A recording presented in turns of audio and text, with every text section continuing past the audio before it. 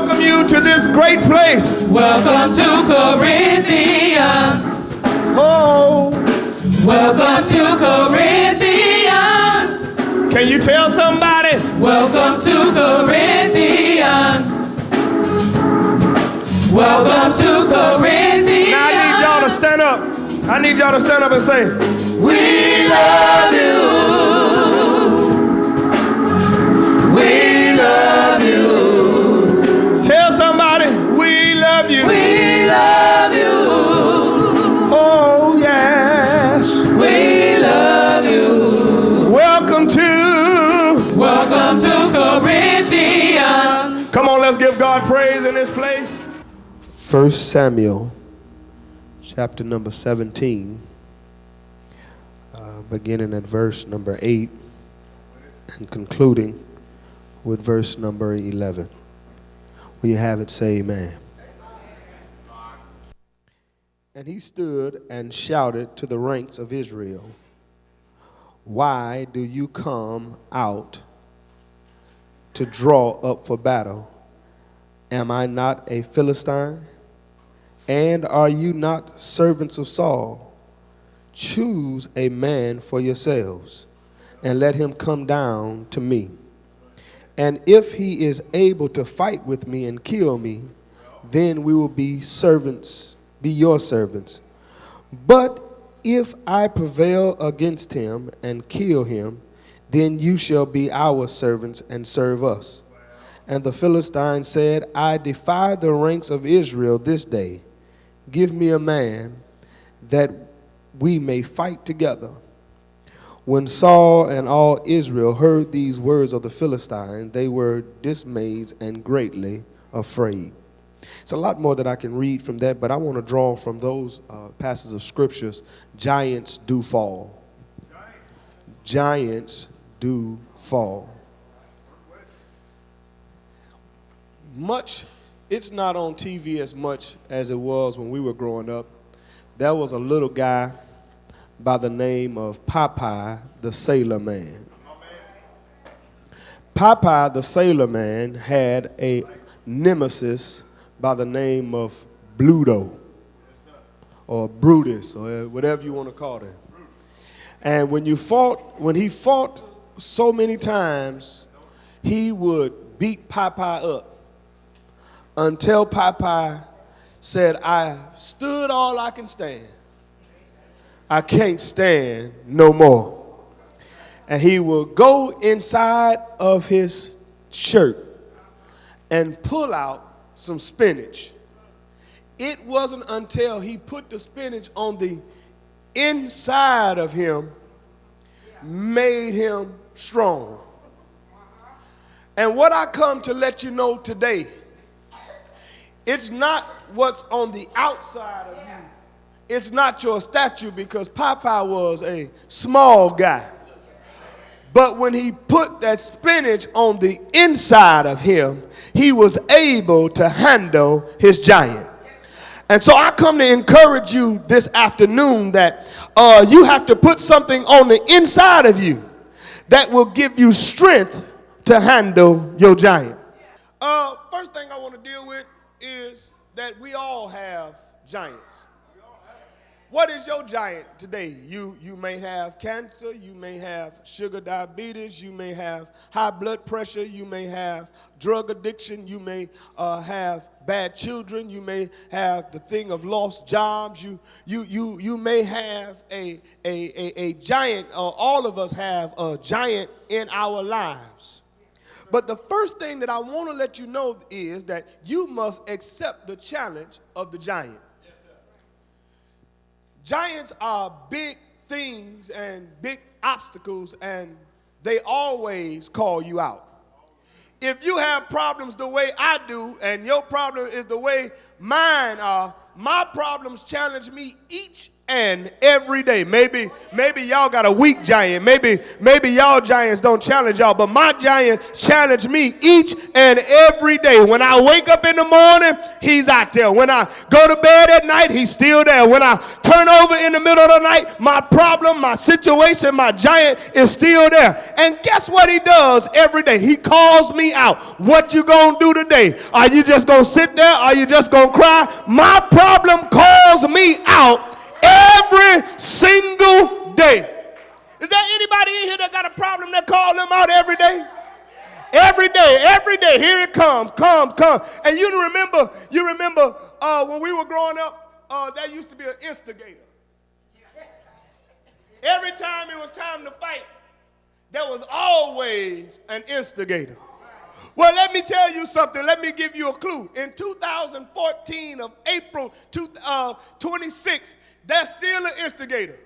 April 27th, there's still an instigator. Tomorrow, April 28th, there will still be an instigator that's calling you out. His name is Satan. His name is the devil. His name is cancer. His name is drug addiction. His name is broke. His name is messed up relationship. His name is no job. His name is no friends. His name is lonely. His name is messed up mind. His name is whatever you need it to be, but you know it always call you out. Let me tell you something else about the instigator. Growing up, just as Goliath did, he came when he says that he broke the ranks of Israel. What he was saying to them as he called them out, he says, I devil dog dare y'all. See, y'all so bougie. Y'all so bougie.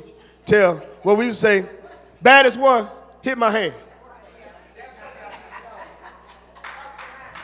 She hit you. Then you draw the line in the sand. Whoever crossed the line, once they crossed that line, it was on. Now, today, your giant crossed the line and you ain't did nothing.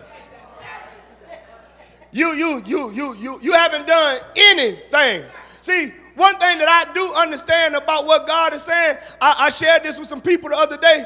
God has never told us to turn the cheek from the devil. He says turn the other cheek from saints, from Christians, those that we're in family and we're in relationship with. He didn't never tell us that we had to run from the devil.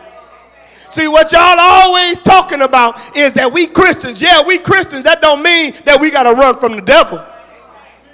He said, yeah, right. Grab him and put them dooms on him too. If he crossed the line, go ahead and put them on him just as well. Because you have something on the inside of you that's going to fight the battle for you. You just got to know that he's on the inside of you. Next thing, not only do you got to deal with the challenge, but you got to accept the challenge.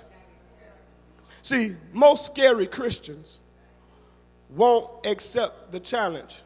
You just can't, just because you get cancer, that don't mean you're going to die.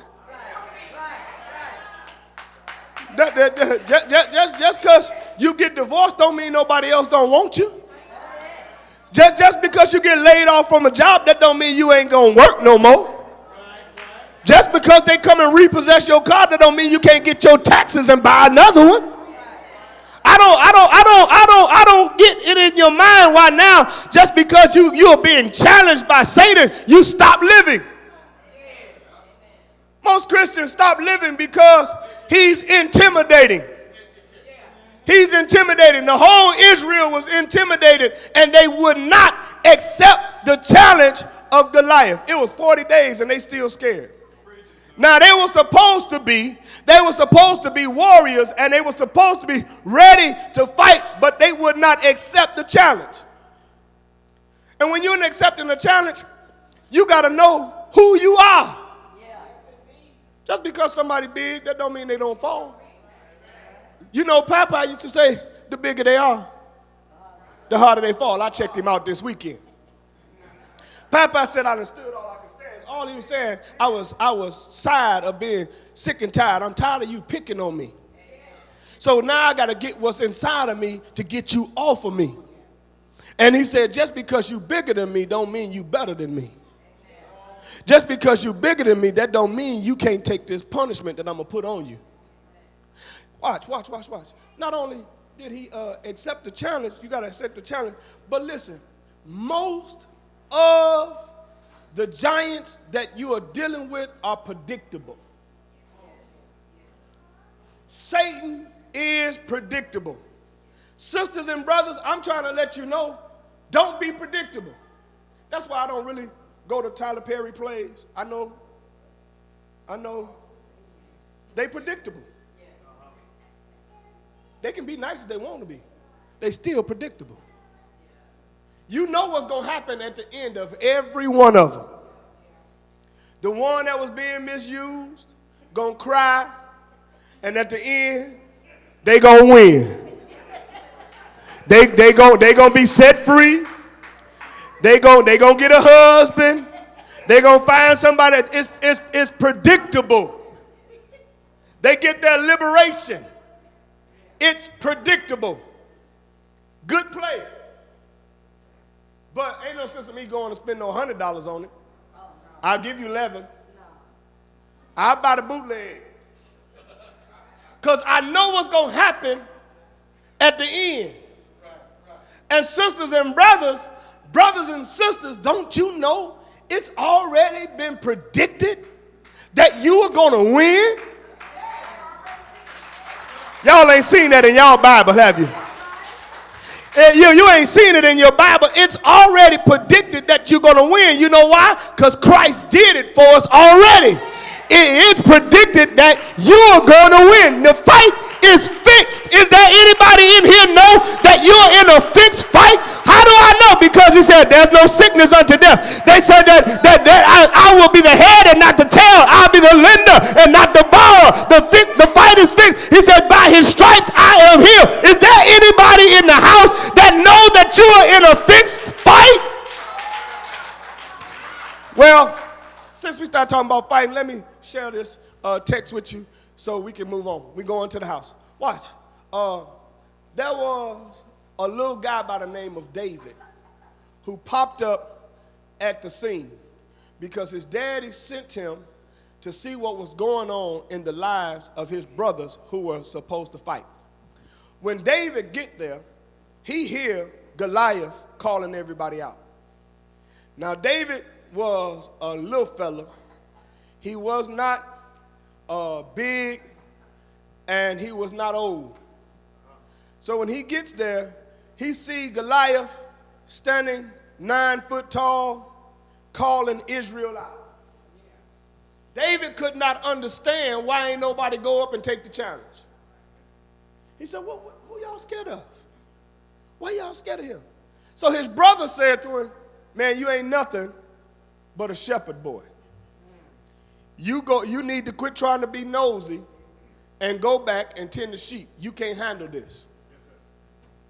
Says, man, I can handle this. If I can't handle it, why you ain't doing nothing? You scared. Where the king at? The king heard what he was saying, so the king did what a scary person do.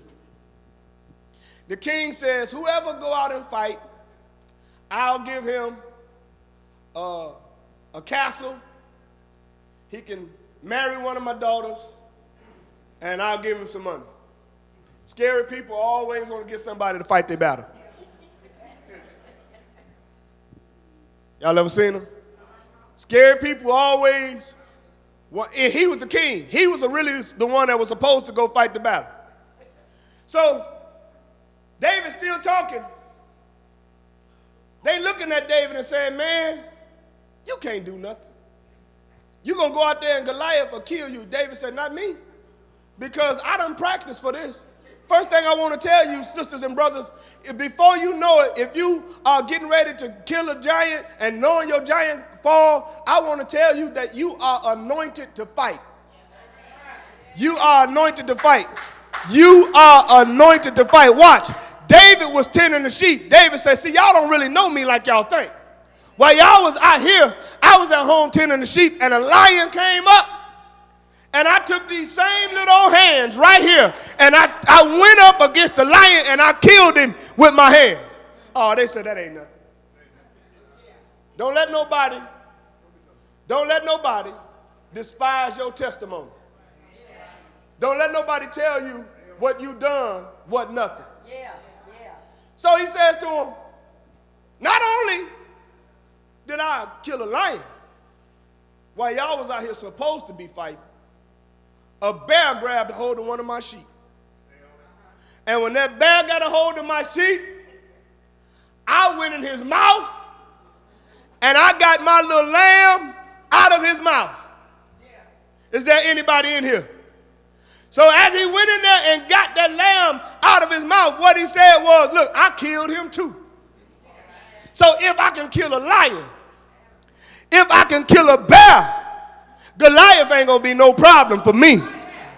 Sisters and brothers, see, the problem is you looking at the things that God done already sent you through and you discounting them instead of looking at them as if this is your training ground to come up against your giant, and you're letting people who's supposed to be fighting stop you from doing what you're anointed to do. I don't care what they say about you.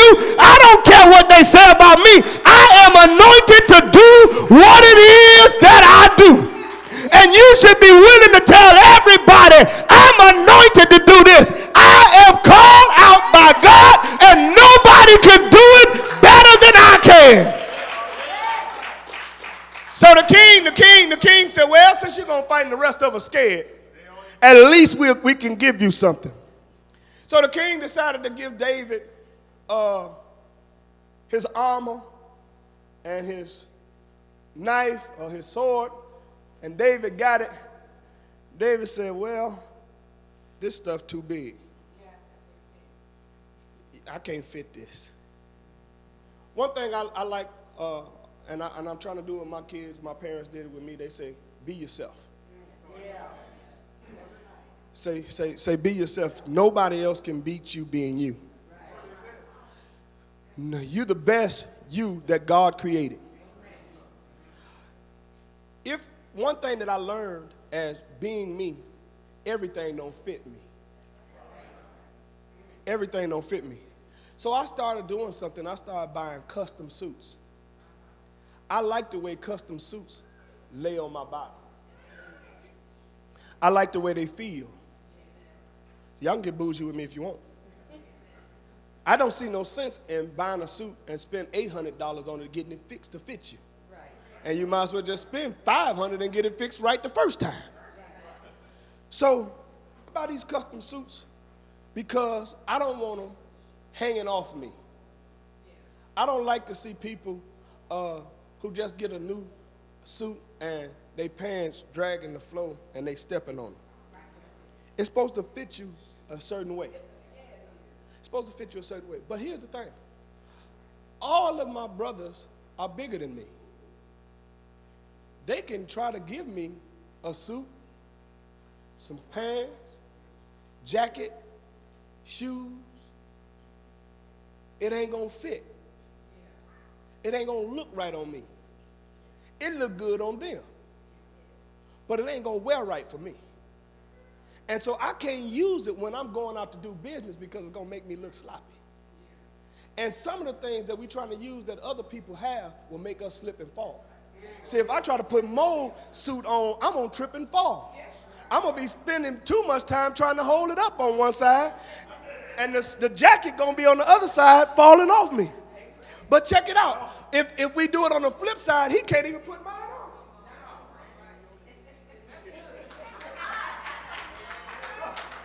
So why try to use something that don't fit you?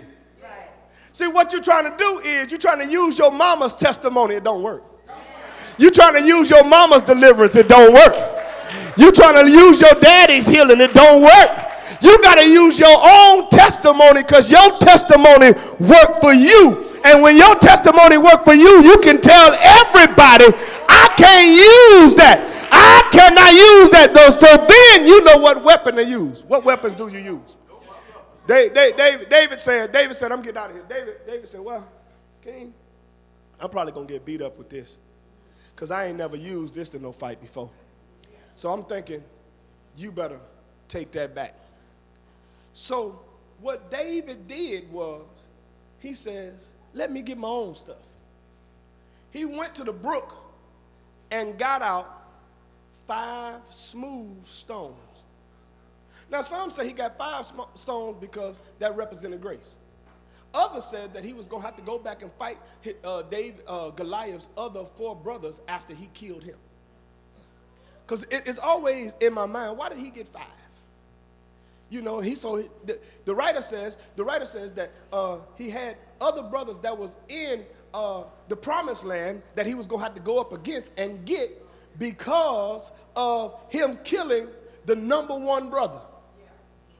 Y'all didn't get it. So when you kill the number 1 brother, when you kill your number 1 giant, I'm preaching better than y'all looking. When you get your main thing that's on your head, believe that his little brothers is coming. But if you got the big brother out the way, it seemed that you should be able to. All right, let me tell you how he got it. He got his food. He got his stones. Y'all don't want to pray with me. Y'all don't want to pray. He got his stones, and he went, and Goliath started taunting him again. He said, him? Goliath asked for a formidable opponent. He said, this little dude, he ain't gonna do nothing. He can't handle me. Y'all know who I am? I ain't never lost. I'm the undisputed heavyweight champion of the world. And y'all gonna get this little phantom weight boy? And David said to him, he says, I'm ready, because I come not in representation of myself. Here's where the spinners come in. Here's where the spinners come in. I told you I was going to get back to the spinners. He says, I came in representation of the God of Israel. And you can't handle God of Israel. I can hear the arrogance of Goliath saying, well, take your first shot. Well, when you messing with a Christian, when you're messing with a Christian and you give us time to get in prayer, you give us time to wind it up, you give us time to get in focus and fasting and praying, you let me get the first shot, brother, you ain't gonna make it back, because God put power in my first shot. Is there anybody in here that know when you get in your prayer closet, know that when you start fasting, and know when you start reading it, know when you start meditating on the word, knowing when you're in Bible study, knowing when you're in fellowship with the sisters and fellowship with the brothers, knowing that God will be in your swing. So he began to wind it up. And Goliath was still standing there. Never underestimate your opponent when they pray. You never underestimate your opponent when they pray, because the prayers of the righteous availeth much. The Bible said man should always pray. You know, where there's prayer, there is power. And when you pray and you know that the Lord is on your side, all you got to do is wind it up and watch what happens. When he finally winded it up, he let it go. The Bible says that it hit him center mass, right in the head, and dropped him. He wasn't dead yet. What I'm trying to let you know, the last thing I want to tell you, when you knock out your giant, cut off his head. Y'all didn't get it. Y'all didn't get it. You just can't go for the knockout. You can't go for the knockout because that's trying to kill you. The knockout don't work. When he knocked him out, they said that same 15-pound sword that Goliath decided that he was going to use to kill David was the thing that David took to kill him. Y'all didn't catch it. Sometimes that which is used for you, you'll be able to use it on your Goliath to cut his head off. And what I want you to know, when you cut his head off, you got to bring the head back and let everybody see what the Lord done through you. Is can fall, but when they fall, you got to take them out. How do you take them out? You got to cut the head off. And then when all the people around begin to look at you, when all the people around begin to look at you, this is what I need you to do. I need you to bring the head in. And when you bring the head in, I need you to tell everybody, look what the Lord did. Is there anybody here that can say, look what the Lord did? Look what the Lord did when I stood on his behalf. When I stood on his behalf, what did he do? He gave me power to overcome my giants. Have I got a witness here? Is there anybody here that's in this house this morning ever had to take a giant out, but God made a way for you because you're still standing after the storm? Have I got a witness here? Is there anybody here today that ever had to chop off the head of the lion and still stand strong? Well, how do you do it, Reverend? You got to trust in the Lord with all your heart and lean not to your own understanding, but in all your ways acknowledge him and he will direct your path. Is there anybody glad about it? Well, slap your neighbor a high five and say, neighbor, I'm going to bring the head back because there's some people that need to see my testimony and they not going to believe it if I don't show them no proof. What do you do when the doctor said you had cancer and you're cancer free? Just bring the report and tell them I'm free. When the people take your car and you go buy another one, you drive up to your friend's house in your new car, blow the horn, say, come on, take a ride with me in my new car. They can't take this one because here's the title. When you get your new house, have a family cookout. Say, yeah, they took this one, but God told me to invite you over for some chicken and barbecue because I've been blessed and highly favored. Is there anybody here? Not only that, when the bank say you have bad credit and God still make a way out of no way, you just lift your hand and tell him thank you. Is there anybody here that know like I know, if it had not been for the Lord who was on our side, we wouldn't be here? And the giant thought he had me, but God gave me strength to stand in the midst of the giant. God gave me strength to fight my battles. Is there anybody here that say, I will no longer struggle with drug addiction because God set me free? Is there anybody here? I'm glad about it. Well, why are you glad? Because Jesus died. Is there anybody here? No, he died. Is there anybody here? No, he died. But that's not the good part of the story. He got up with all power in his hands. And I'm glad about it. I'm glad about it. I'm glad about it. Yeah.